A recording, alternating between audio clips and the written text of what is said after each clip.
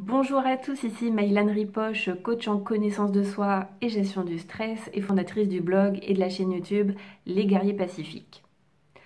Quelle est la première étape pour gagner en confiance et surtout pour booster son estime de soi?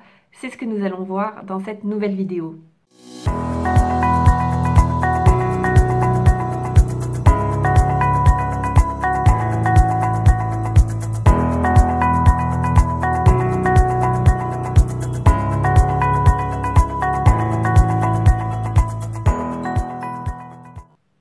Alors, quelle est la première étape pour nourrir et pour booster son estime de soi? Alors, encore une fois, c'est mon opinion, c'est ma vision des choses, ce n'est pas la réalité absolue. Mais pour moi, la première étape, c'est déjà de surveiller son discours intérieur. Ou, comme dirait Don Miguel Ruiz qui a écrit les 4 accords Toltec, que ta parole soit impeccable. Et donc, par rapport à l'estime de soi, c'est quel est votre discours intérieur?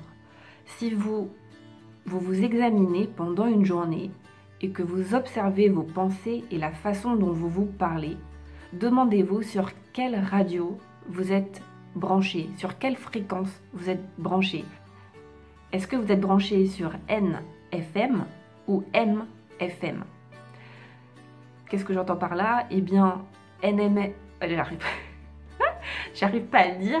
NFM, eh bien c'est tout les critiques, les jugements, les dévalorisations que vous avez à propos de vous, c'est toutes les petites phrases comme « mais qu'est-ce que je suis bête, je vais pas y arriver, mais qu'est-ce que je suis stupide, mais quelle nouille, je vais pas y arriver », ce genre de phrases qui concrètement ne sert à rien en fait à part nous bloquer. Et puis à l'inverse, des paroles encourageantes qui nous boostent. Et donc, la première étape pour nourrir son estime de soi, déjà, c'est prendre conscience des moments où on n'est pas du tout dans l'amour pour nous-mêmes. Et donc, prenez déjà conscience que la plupart du temps, on n'oserait jamais parler à notre meilleur ami comme on se parle à soi-même. Et donc, commencez à vous parler comme si vous parliez à votre meilleur ami. Parce que si vous parliez à votre meilleur ami comme vous parlez à vous-même, vous n'aurez plus beaucoup d'amis. Donc, parlez-vous avec douceur et bienveillance. Et alors moi, je ne suis pas du tout favorable à la pensée positive qui consiste à dire des phrases du style « oui, je suis la meilleure, j'ai confiance en moi, je suis puissante, etc. » Tout simplement parce que les personnes qui ont peu d'estime d'elles-mêmes ou qui n'ont pas beaucoup de confiance en elles, ce genre de phrase va plutôt les enfoncer parce que leur subconscient, en tout cas une partie d'elles-mêmes, n'y croit pas. Donc l'idée, c'est pas de remplacer des phrases malveillantes que vous avez à votre égard par des phrases positives et qui n'ont pas de sens pour vous, mais plutôt de les remplacer par des phrases objectives.